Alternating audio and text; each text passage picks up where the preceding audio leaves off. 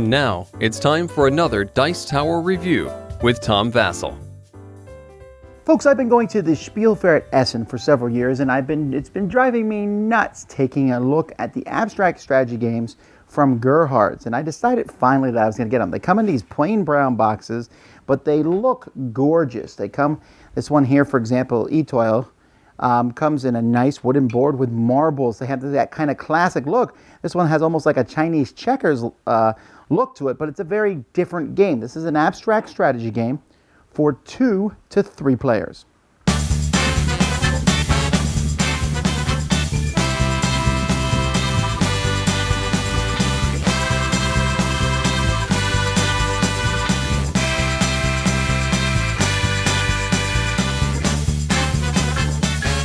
This is the way the board looks, and you're going to play with 2 players or with 3. So I'm going to show you a 2-player game, and this is the way they're set up in the beginning. There's yellow marbles included if you want to play with a 3-player game, and then you'll have 8 marbles instead of 11 marbles. And on my turn, I have 2 options. One, I can take a marble of my color and place it in any line I want. I then pick up all the marbles in that line and go clockwise or counterclockwise, dropping a marble in each column. So, for example, white may then decide to place one here and do that. Well, on my turn, I'm going to place one there, and let's see, I'll drop an orange one there, white, white, and white. And what you're trying to do is you're trying to get 4 in a row. So white sees that if they don't block that one, I'm going to get 4 in a row next time. And then they drop one here. You always have to drop it in the closest to the center. White also realized that if they hadn't put one there, orange could have put one there and got 4 in a row that way. You can get 4 in a row in different methodologies. And I'm playing this through a little quickly here, but you can see the different options that you might have. So maybe orange wants to go here, and then orange will drop the white one here, and an orange there. Then white decides that they are going to go here, and they're going to pick up these, and they're going to drop a white one there, an orange, a white, and an orange. Now you don't have to actually drop a marble off on your turn. You can just pick up a line. So orange could decide to pick up this line, and well, that would be a losing thing, and drop them that way.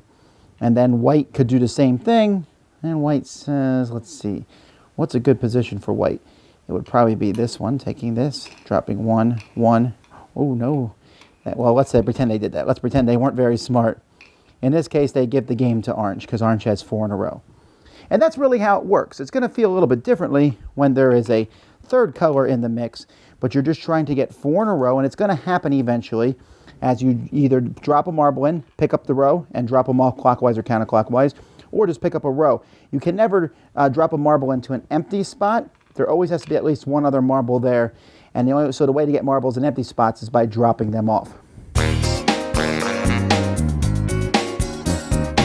Now, I'm not a big fan of Mancala, but I'm always a big fan for the Mancala mechanism, and I'm an even bigger fan of games where you're trying to get 4 in a row. All right, so this game is one where you're getting 4 in a row.